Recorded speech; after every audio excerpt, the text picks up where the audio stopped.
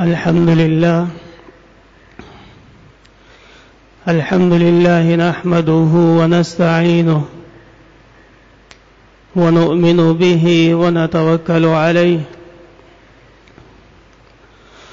ونعوذ بالله من شرور أنفسنا ومن سيئات أعمالنا من يهده الله فلا مضل له ومن يضلله فلا هادي له وأشهد أن لا إله إلا الله وحده لا شريك له وأشهد أن سيدنا ومولانا محمدا أحمد عبده ورسوله أرسله الله تعالى إلى كافة الخلق بين يدي الساعة بشيرا ونذيرا وداعيا إلى الله بإذنه وسراجا منيرا أما بعد فأعوذ بالله من الشيطان الرجيم بسم الله الرحمن الرحيم والفجر وليال عشر والشفع والوتر والليل إذا يسر هل في ذلك قسم لذي حجر وقال الله تعالى الحج أشهر معلومات فمن فرض فيهن الحج فلا رفث ولا فسوق ولا جدال في الحج وما تفعلوا من خير يعلمه الله وتزودوا فإن خير الزاد التقوى واتقون يا أولي الألباب صدق الله العظيم. وقال النبي صلى الله عليه وسلم من حج ولم يرفث ولم يفسق رجع كيوم ولدته أمه أو كما قال عليه الصلاة والسلام. اللهم صل وسلم على النبي الأمي وعلى آله وأصحابه وبارك وصل وسلم عليه.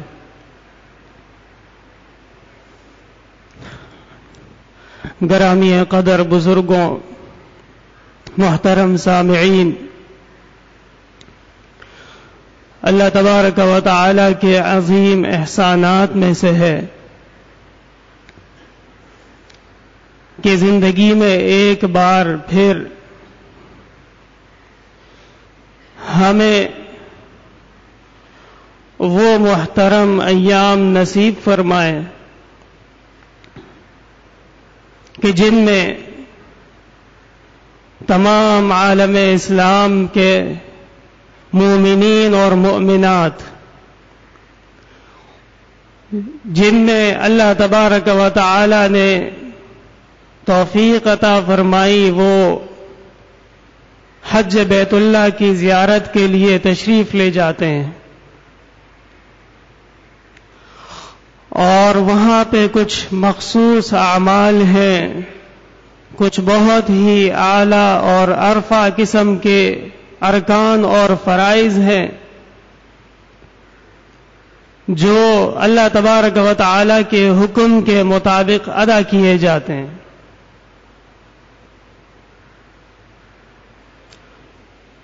اور اس کے ساتھ ساتھ اللہ تبارک و تعالی کے بارگاہ میں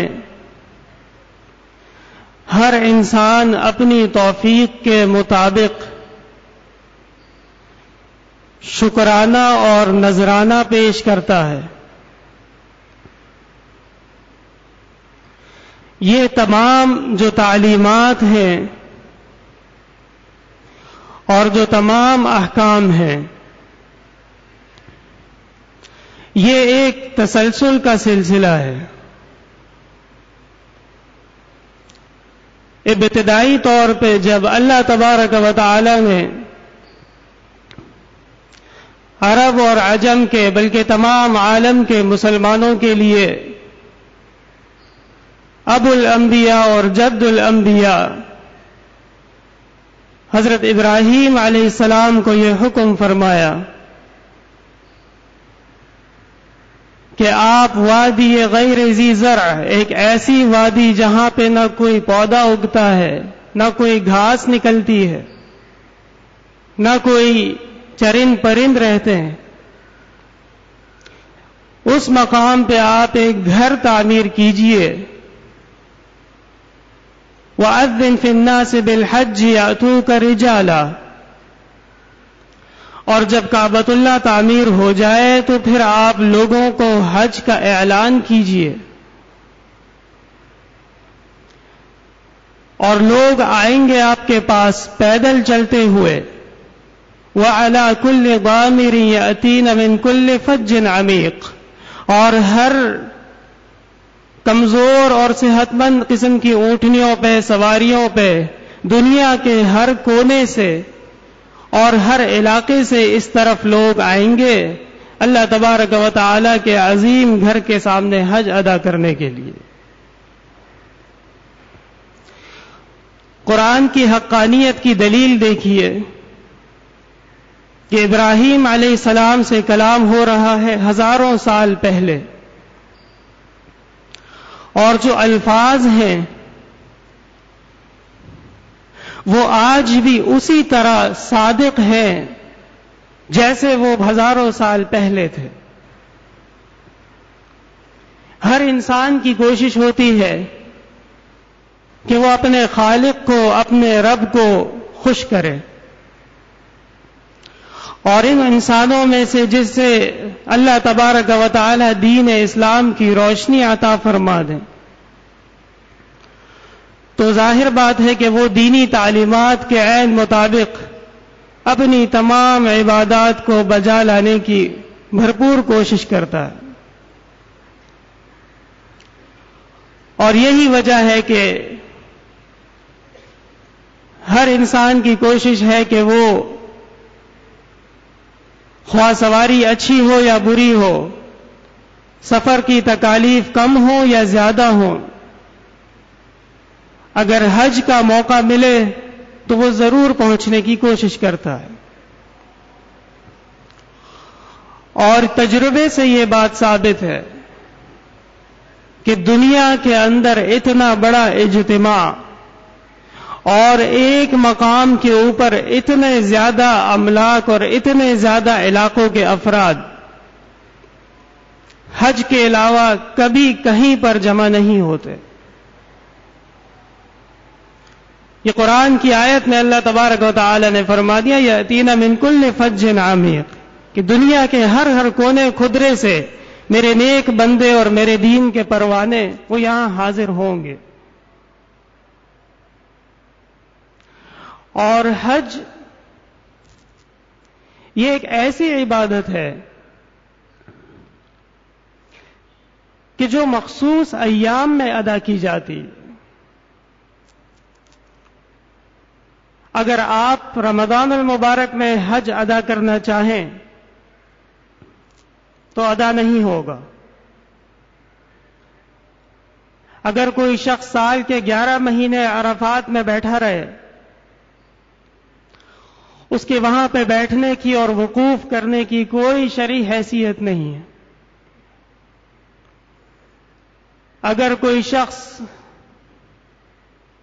سال کے 11.5 مہینے شیاطین کو اور جمرات کو پتھر کنکر مارتا رہے تو یقیناً علماء کے نزدیک یہ ایک غلط فعل ہے جس سے اس کو روکا جائے گا۔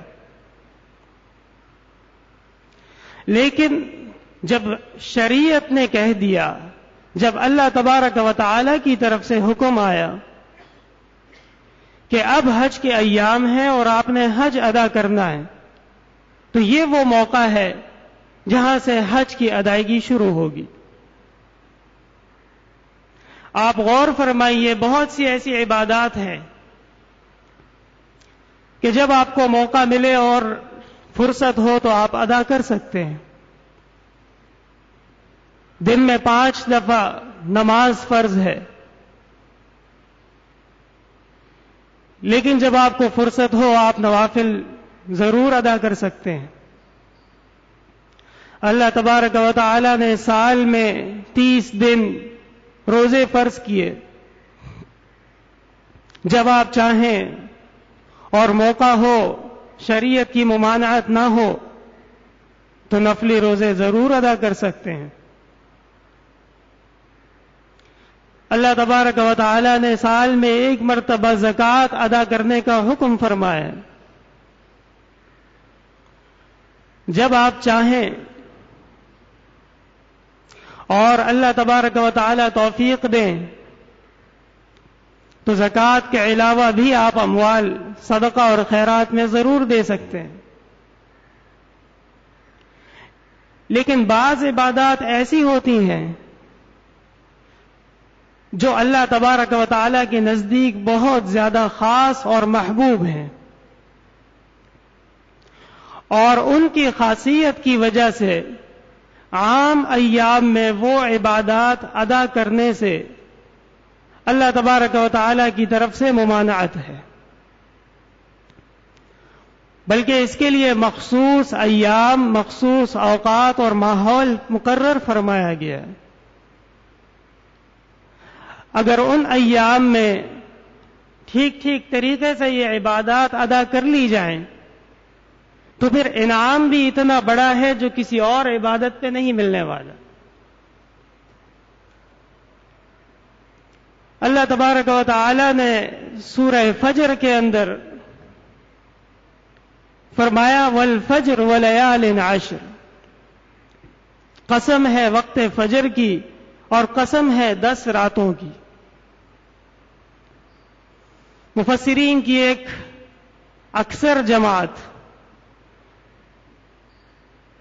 ان کا اس بات پر اتفاق ہے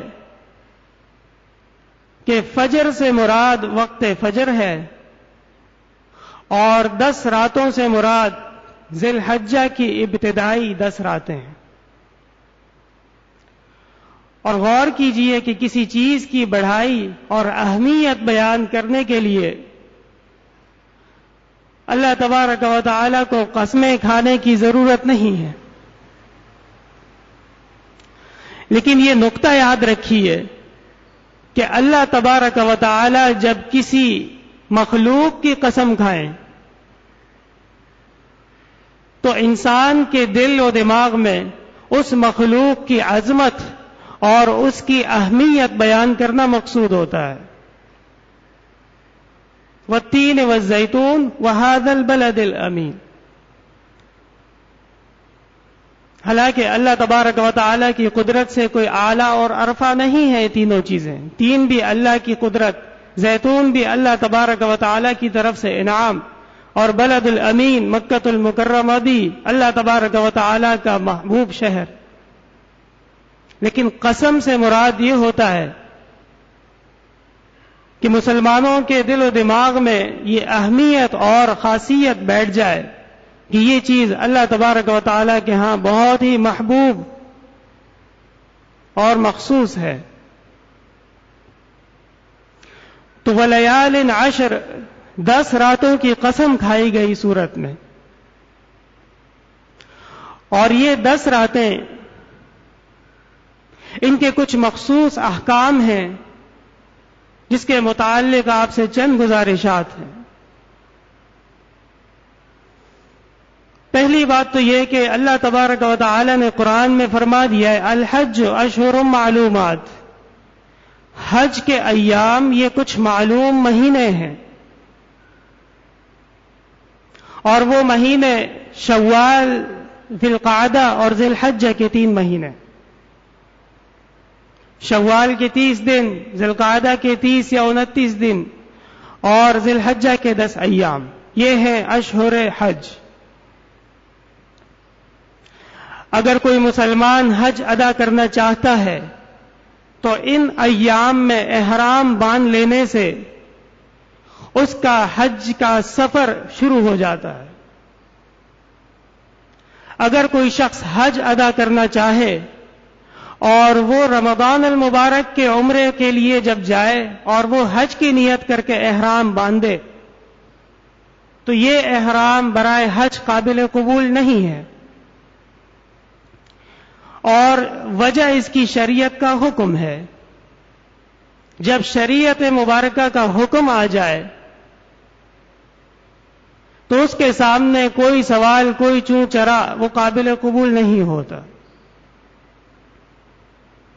اللہ تبارک و تعالی نے قرآن کریم میں رمضان المبارک کا بھی ذکر فرمایا، شہر رمضان الذی انزل فیہ القرآن، رمضان المبارک وہ مہینہ جس میں ہم نے قرآن کریم کو اتارا۔ یا ایھا الذین آمنوا کتب علیکم الصیام کما کتب علی الذین من قبلکم، اے ایمان والو تم پہ روزے فرض کیے گئے جیسے تم سے قبل کی اقوام پہ بھی فرض کیے گئے تھے۔ چنانچہ جب رمضان المبارک ختم ہوتا ہے تو ایک عظیم ذمہ داری مسلمانوں کے ذمے سے بخیر و خوبی پوری ہوتی ہے، اور وہ ہے 30 روزے فرض رکھنا۔ تو اس کے بعد اللہ تبارک و تعالی نے بطور انعام کے عید الفطر عطا فرمائی، اور حکم ہوا کہ اب خوشی کا اور مسرت کا اظہار کیا جائے۔ اور غور فرمائیے، عید الفطر کی ابتدا وہ صدقۃ الفطر سے ہے، جسے آپ اور ہم فطرانہ کہتے ہیں۔ جب عید کی صبح ہو جائے اور آپ عیدگاہ کی طرف روانہ ہو جائیں تو شریعت کی طرف سے حکم ہوتا ہے کہ اب شکریہ کے طور پہ فطرانہ ادا کیا جائے گا، اور اسی احکام کا تسلسل ہے۔ روزے بخیر و خوبی ادا ہو گئے، عید الفطر کی خوشیاں منا لی گئیں، شوال شروع ہوا، اللہ تبارک و تعالی نے فرما دیا الحج اشہر معلومات، اب حج کی تیاری۔ شوال کے مہینے میں آج کل آسانیاں ہو گئی ہیں، سفر کے آلات انتہائی سرعت والے پیدا ہو گئے، ورنہ ہم سے قبل کے زمانوں میں سفر کی صعوبتیں اور مسافتیں بہت طویل تھیں، کئی مہینے لگ جایا کرتے تھے مکۃ المکرمہ اور مدینۃ المنورہ کے سفر میں۔ تو اس زمانے میں شوال شروع ہوتے ہی جو مسلمان حج کا ارادہ رکھتے تھے وہ حج کی تیاری شروع کر لیتے تھے، اور جیسے جیسے ذی الحجہ قریب آتا تھا مکۃ المکرمہ میں اللہ تبارک و تعالی کے دین کے پروانے جمع ہونا شروع ہو جاتے تھے۔ یہ تو اب اللہ تبارک و تعالی نے احسان عظیم فرمایا کہ ہمیں اور آپ کے لیے اس عظیم سرزمین پر پہنچنا اتنا آسان کر دیا کہ فجر کی نماز آپ اپنے گھر میں پڑھیں اور ظہر کی نماز آپ اللہ کے گھر میں پڑھیں۔ یہ اللہ تبارک و تعالی کے عظیم احسانات میں سے ہیں، جن میں اللہ تبارک و تعالی نے اتنی توفیق عطا فرمائی کہ موقع بھی ہے، توفیق بھی ہے، اور کوئی رکاوٹ بھی نہیں۔ تو وہ ضرور کوشش کیا کریں کہ وقتاً فوقتاً اللہ تبارک و تعالی کے سامنے حاضر ہوں، اور جو کمی کوتاہی انسان کے اعمال میں ہو جاتی ہے اس کے بہترین کفارے کا ذریعہ وہ حج اور عمرے ہیں۔ تو اللہ تبارک و تعالی نے حج کے کچھ مخصوص ایام مقرر فرمائے۔ پہلے تو 3 مہینے حج کے مقرر کیے گئے، جیسے ہر مرحلے کی کچھ سٹیجز ہوتی ہیں، جیسے جیسے وہ قریب آتا جاتا ہے تیاریاں زور پکڑتی جاتی ہیں، اسی طرح جو حج کے آخری مراحل ہیں وہ ذی الحجہ کی 10 راتیں ہیں۔ تو اللہ تبارک و تعالی نے ان 10 راتوں کا الگ سے سورہ فجر میں ذکر فرما دیا، والفجر ولیال عشر۔ بخاری شریف کے اندر نبی کریم صلی اللہ علیہ وسلم نے فرمایا کہ ان 10 راتوں میں اللہ تبارک و تعالی کے نزدیک عبادت جتنی زیادہ محبوب ہو جاتی ہے، اتنی زیادہ محبوب سال کی کسی رات میں نہیں ہے۔ اور اللہ تبارک و تعالی کا کتنا عظیم احسان ہے کہ ہم اور آپ اللہ کے گھر میں موجود، ذی الحجہ کا مہینہ، حج کے ایام، لیال عشر شروع ہو چکے ہیں، اور آپ کے سامنے نبی کریم صلی اللہ علیہ وسلم کا یہ قول رکھ دیا گیا، یہ ارشاد مبارک پیش کر دیا گیا کہ ان راتوں میں عبادت اللہ تبارک و تعالی کے نزدیک جتنی زیادہ محبوب ہے وہ سال کی کسی اور رات میں نہیں ہے۔ لہذا بھائیوں سے، بزرگوں سے التماس ہے کہ ان راتوں کو غنیمت جانیں، فرصت کے اوقات میں اٹھیں، اللہ کے سامنے گریہ وزاری کریں، گزشتہ اور آنے والے گناہ اس کی معافی مانگیں اور آخرت سنوارنے کی کوشش کریں۔ ترمذی شریف میں بھی نبی کریم صلی اللہ علیہ وسلم نے فرمایا کہ ان ایام کے اندر جو عبادت کرتا ہے گویا کہ وہ لیلۃ القدر کے برابر عبادت کرتا ہے۔ بعض علماء کا اس بات میں آپس میں اختلاف ہوا ہے کہ لیلۃ القدر زیادہ بابرکت رات ہے یا یہ بابرکت رات ہے۔ ہر شب قدر است اگر قدر بدانی، کہتے ہیں کہ ہر رات شب قدر ہے، بشرط یہ کہ آپ کو قدر ہو اوقات کی اور عبادت کی۔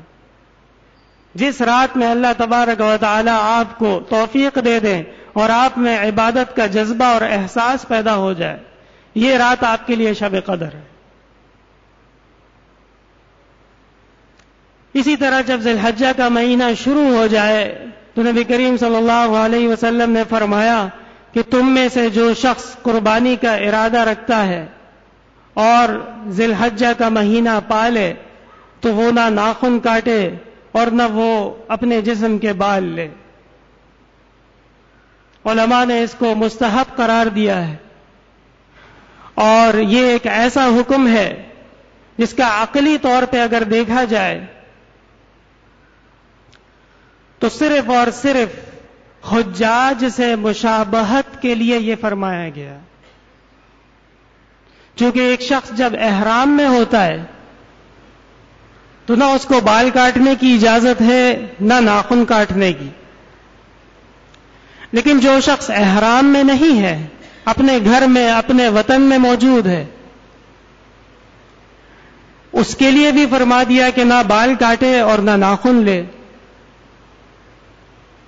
علماء فرماتے ہیں کہ نبی کریم صلی اللہ علیہ وسلم چونکہ رحمت للعالمین ہے، آپ کی یہ خواہش تھی کہ اللہ تبارک و تعالی کی طرف سے جو نور اور جو برکات عرفہ میں حجاج کے اوپر برستے ہیں وہ تمام عالم کے مسلمانوں کی طرف متوجہ ہو جائیں، اس میں سے کچھ حصہ ہمیں اور آپ کو بھی نصیب ہو جائے۔ تو اس کو کہا جاتا ہے تشبہ بالحجاج۔ جیسے بعض مسائل میں فقہا فرماتے ہیں تشبہ بالمصلین یا تشبہ بالصائمین۔ اگر کسی شخص کا روزہ ٹوٹ جائے رمضان المبارک میں تو اس کو کھلی چھٹی نہیں دی جا سکتی کہ آپ جو چاہیں کھائیں اور جو چاہیں پئیں، نہیں، اس کو کچھ کھانے پینے کی اجازت نہیں ہے۔ اسی طرح آپ حج پہ نہیں گئے لیکن اللہ تبارک و تعالی کی رحمتیں اور انوارات اور انعامات کے مستحق بن سکتے ہیں۔ شرط یہ ہے کہ جیسے حجاج حج سے فارغ ہو کر قربانی کریں گے آپ بھی قربانی دیں، اور جیسے حجاج احرام کی پابندیاں برداشت کرتے ہیں ایسے آپ بھی کچھ پابندیاں برداشت کریں۔ اور حج کے جو انتہائی اہم ارکان ہیں، خصوصاً عرفہ کا دن، جب وہ ادا ہو جاتا ہے تو غور فرمائیے، رمضان المبارک کے اختتام پہ فرمایا صدقہ فطر دینا ہے، پھر عید ہوگی. یہاں پہ فرمایا عید الاضحیٰ، ذبح کرو گے تو عید ہے تمہاری. اللہ تبارک و تعالی نے مسلمانوں کو ہمیشہ ایسی تعلیمات کی طرف بلایا ہے جس کے اندر سب کچھ جمع کرنے کی تعلیمات نہیں ہوتی کہ جو کچھ بھی ہے لوٹ مار کر لو اور اب قبضہ کر کے بیٹھ جاؤ. دوسروں کی خوشیاں بانٹو. عید الفطر ہے تو فقراء اور مساکین کو فطرہ دو تاکہ آپ کی خوشیوں میں وہ بھی شریک ہو. عید الاضحیٰ ہے تو اللہ کے نام پہ جانور قربان کرو، گوشت فقراء اور مساکین میں تقسیم کرو تاکہ ان کی بھی عید ہو جائے. یہ ایک ہی تسلسل اور ایک فلسفہ ہے مخصوص دین اسلام کا. اسی طرح جب زندگی کے عام حالات میں اللہ تبارک و تعالی آپ کو کوئی خوشی نصیب کرے، کوئی آپ کے اوپر احسان ہو، انعام ہو، تو ان انعامات اور احسانات کی خوشیوں میں ویسے ہی نہ ڈوب جائیے. ان مواقع پہ بھی مسلمانوں کے فقراء اور مساکین کو، مستحقین کو، اللہ کے دین میں نکلنے والے طلباء کو، مدعین کو یاد رکھنا ضروری ہے. ان اعمال سے آپ کی خوشیوں میں اور آپ کے انعامات میں اللہ تبارک و تعالی کی خوشی اور رضا شامل ہو جاتی، اور پھر وہ بابرکتی اور اس کے اندر دوام آتا ہے.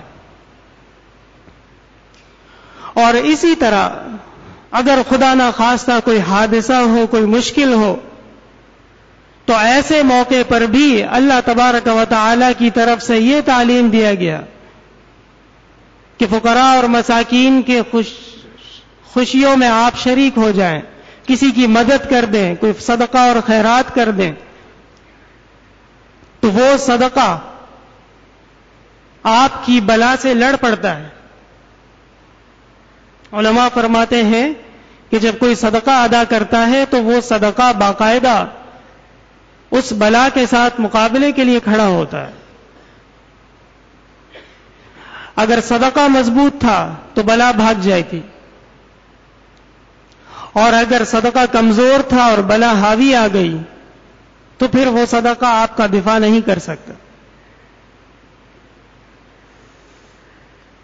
تو لیال عشر میں حجاج کے ساتھ تشبہ اپنانا ہے اور ناخن اور بال وغیرہ نہیں لینے. اس کے لیے مناسب طریقہ یہ ہوتا ہے کہ علماء پہلے سے چونکہ بیان کرتے ہیں تو آپ حضرات پہلے سے تیار رہیں. اگر خدا نہ خواستہ کوئی مسلمان بھائی ایسا ہے کہ جس کے جسم کے ضروری اعضاء کے بال وہ شرعی حد سے زیادہ بڑھ رہے ہیں تو اس کو کاٹنے کی اجازت ہے. صرف بناؤ سنگار کے واسطے اجازت نہیں ہے. اور ان دنوں میں دوسری عبادت جو آپ دیگر ایام میں ادا نہیں کر سکتے وہ قربانی کی عبادت ہے. آپ نفلی صدقہ ضرور کر سکتے ہیں، گائے، بکری، بیل، اونٹ ذبح کر سکتے ہیں، لیکن اگر کوئی شخص سال کے 11 مہینے اور 27 دن یا 26 دن قربانی کرنا چاہے 9، 10 اور 11 ذی الحج، 10، 11، 12 کے علاوہ تو نہیں کر سکتا. یہ اللہ تبارک و تعالی کے نزدیک بہت ہی زیادہ مخصوص اور محبوب عبادت ہے. حضرت ابراہیم علیہ السلام کی سنت ہے کہ اللہ تبارک و تعالی نے ابراہیم علیہ السلام کو ایک ابتلاء اور امتحان میں ڈالا.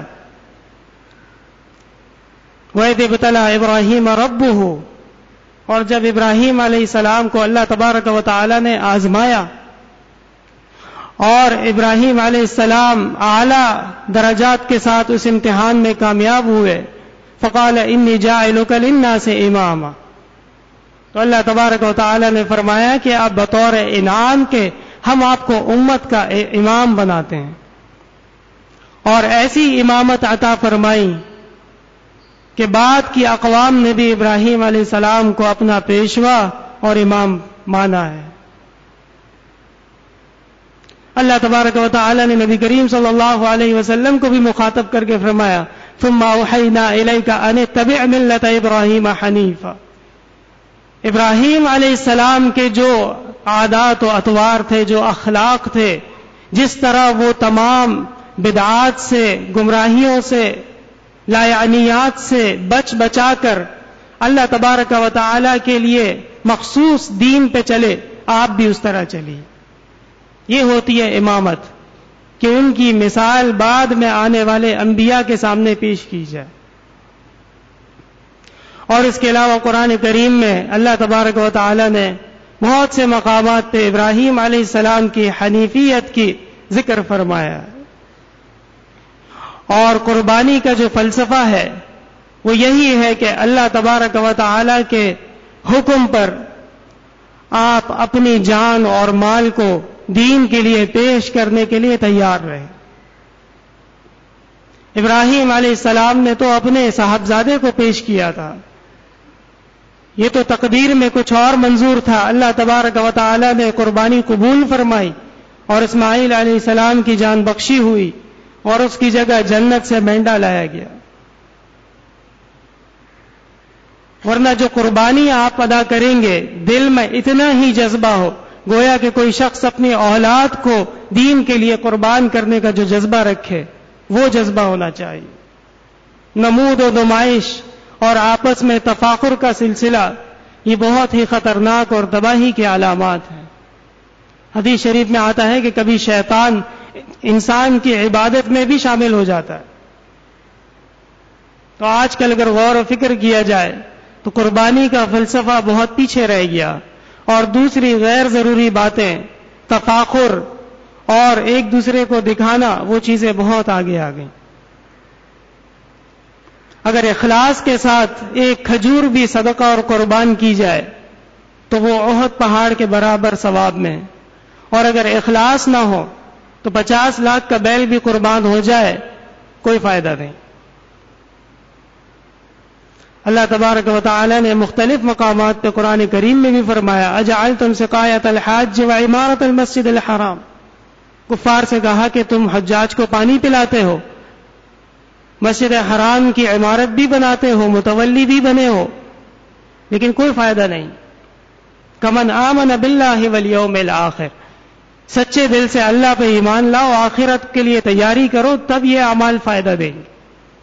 تو آپ سچے دل سے قربانی کے فلسفے کو قبول کریں اور ابراہیم علیہ السلام کے فلسفے کو مد نظر رکھتے ہوئے قربانی کریں تو اللہ تبارک و تعالی جنت میں اعلیٰ ترین بدلہ عطا فرمائیں گے۔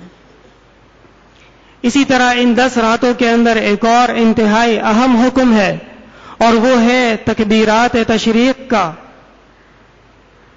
9 ذی الحجہ کی فجر سے لے کر 13 ذی الحجہ کی عصر تک ہر مسلمان عاقل بالغ پر یہ واجب ہے کہ وہ نماز کے بعد ایک دفعہ بلند آواز سے تکبیرات تشریق پڑھیں۔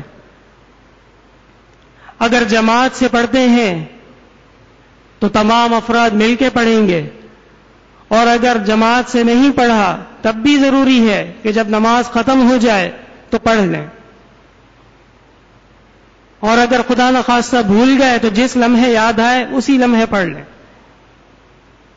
اگر رکعتیں نکل گئی تھیں اور امام کے نماز ختم کرنے کے بعد آپ نے سلام کیا تو جب سلام کیا تب پڑھ لیں، معافی نہیں ہے، اس کو چھوڑنا نہیں ہے۔ خواتین کے اوپر بھی واجب ہے آہستہ آواز سے، اتنی آواز ہو کہ خود سنیں، اوروں کو نہ سنیں۔ عورت کے جیسے جسم اور چہرے کا پردہ ہے، اس طرح بغیر ضرورت کے اس کی آواز کا بھی پردہ ہے۔ تکبیرات تشریق یہ اللہ تبارک تعالی کے نزدیک بہت ہی محبوب عمل ہے، اور یہ ایک طریقے سے اللہ تبارک و تعالی کے احسانات اور انعامات کا اعتراف اور شکریہ ہے کہ رمضان المبارک سے جو احکام شروع ہوئے تھے، روزہ رکھنا ہے، روزوں کے بعد عید الفطر منانی ہے، عید الفطر کے بعد حج کے ایام شروع ہو گئے، حج کی تیاری کرنی ہے، پھر 10 راتیں اللہ تبارک و تعالی نے نصیب فرمائیں، وہ خیریت سے گزری، قربانی ادا ہوئی، اب تکبیرات تشریق شروع ہو گئی. اور تکبیرات تشریق یہ نبی کریم صلی اللہ علیہ وسلم نے اس پر بہت ہی خوشی کا اظہار فرمایا، اور صحابہ کرام جب پڑھا کرتے تھے آپ صلی اللہ علیہ وسلم فرحت کا اظہار فرماتے تھے. اور عید کے دن گلی کوچوں میں چلتے پھرتے تب بھی تکبیرات تشریق پڑھنا یہ بھی سنت طریقہ ہے. جب عید کے لیے آ رہے ہوں تو راستے میں مسلمان بھائی کو دیکھا، رشتہ دار کو دیکھا، جاننے والے کو دیکھا، تکبیرات تشریق پڑھی جائے، یہ بھی شریعت کے احکام میں سے ہے. تو اللہ تبارک و تعالی نے ان 10 راتوں کی قسم کھائی، وَلَيَالٍ عَشْرٍ، قسم ہے 10 راتوں کی. اسی طرح عرفہ کے دن کا روزہ رکھنا، ترمذی شریف میں نبی کریم صلی اللہ علیہ وسلم نے فرمایا ہے کہ جو شخص عرفہ کے دن کا روزہ رکھے، اللہ تبارک و تعالی اگلے 1 سال کے گناہ اور پچھلے 1 سال کے گناہ اس کے معاف فرماتے ہیں. یہاں پہ ایک نقطہ قابل غور ہے کہ جب فضائل کے اندر احادیث میں گناہ کے معافی کا ذکر آئے تو یاد رکھیے اس سے مراد صغائر ہوتے ہیں. ایسا نہیں ہو سکتا کہ ایک شخص 100 افراد کو قتل کرے اور آئندہ بھی 100 افراد کے قتل کا ارادہ رکھتا ہو اور کہے کہ میں نے عرفہ کا روزہ رکھا ہے لہذا میں ہر گناہ سے معاف ہوں. نہیں، ایسا نہیں ہوگا. فضائل کے اندر جب گناہوں کی معافی کا ذکر آئے تو محدثین اور فقہاء کا اس بات پہ اتفاق ہے کہ اس سے مراد صغائر ہوتے ہیں. جیسے کہ احادیث میں ذکر آتا ہے کہ جب کوئی شخص وضو کرے تو اس کے جسم سے گناہ دھل جاتے ہیں. جب کوئی شخص نوافل پڑھے، اضافی نماز پڑھے فرائض کے علاوہ، تو جو گناہ کمی کوتاہیاں اس سے سرزد ہوتی ہیں اللہ تبارک و تعالی اسے معاف فرماتے ہیں. اور دوسرا نقطہ یاد رکھیے کہ جب فضائل کے اندر معافی کا ذکر آئے تو اس میں حقوق العباد شامل نہیں ہوتے. کسی کا قرضہ، کسی کا حق، کسی کے ساتھ زیادتی وہ معاف نہیں ہے. حقوق اللہ معاف ہو سکتے ہیں. نماز پڑھنی تھی نہیں پڑھی، روزہ رکھنا تھا نہیں پڑھا، امید ہے کہ اللہ تبارک و تعالی بعد کے اچھے اعمال کی وجہ سے معاف فرما دیں، لیکن حقوق العباد یہ معاف نہیں ہے. تو میں نے آپ کے سامنے جو حدیث پڑھی اس کو اس کی تشریح سمیت سمجھنا ضروری ہے کہ ان 10 راتوں کی خصوصیتوں میں سے ایک یہ بھی ہے کہ عرفہ کا دن آپ روزہ رکھیں، اللہ تبارک و تعالی بہت بڑا انعام اور فضیلت عطا فرماتے ہیں. یہ چند گزارشات آپ کی خدمت میں پیش ہیں کہ 10 راتیں عبادت میں اللہ تبارک و تعالی کے نزدیک بہت ہی زیادہ محبوب اور مخصوص ہیں. اس کے کچھ احکام ہیں، قربانی کی تیاری ہے، حجاج کرام حج کے لیے تشریف لے جا رہے ہیں، تکبیرات تشریق کی آمد ہے، عرفہ کا انتظار ہے. اللہ تبارک و تعالی تمام مسلمانوں کے عبادات قبول فرمائے اور ہمیں اخلاص نصیب فرمائے اور ہمیں مزید جذبے کے ساتھ، پکے ایمان کے ساتھ، اخلاص کے ساتھ بھرپور طریقے سے اپنے اعمال میں مزید بہتری لانے کی توفیق عطا فرمائے. وآخر دعوانا الحمد للہ رب العالمین.